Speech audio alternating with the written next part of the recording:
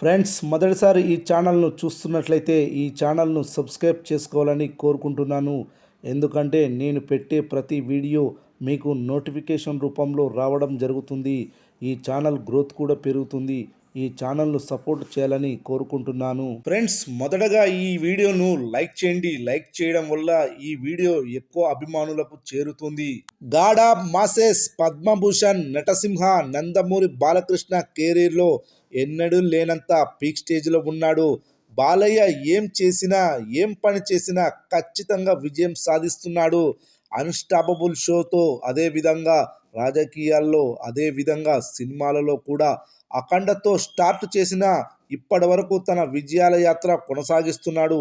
అఖండ, వీరసింహారెడ్డి, భవంతి కేసరి సినిమాలతో hat trick block buster కొట్టిన బాలయ్య 4వ సినిమా అయిన డాకు మారస్తో కూడా విజయాన్ని ఖాతాలో వేసుకొని డబుల్ హ్యాట్రిక్ విజయాలకు నాంది పలికాడు.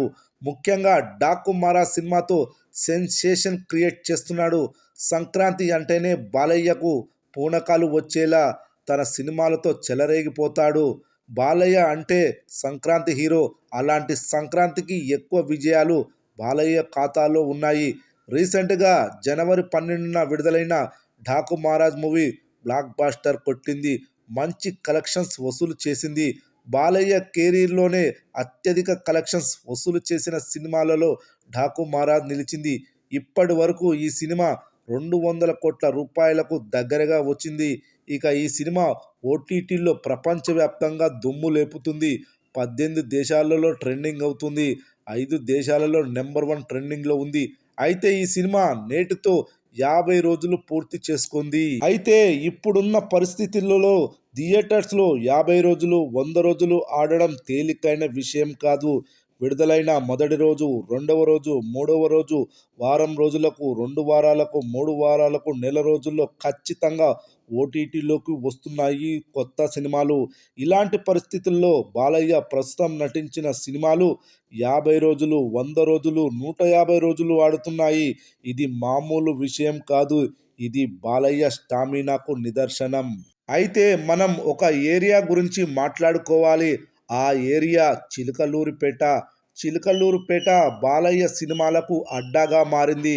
బాలయ్య వరుస సినిమాలు చిలకలూరిపేటలో వరుసగా అఖండ మూవీ 181 రోజులు, వీరసింహారెడ్డి 106 రోజులు, భగవంత్ కేసరి 175 రోజులు ఆడాయి. వరుసగా 3 శతదినోత్సవాలు జరుపుకున్నాయి.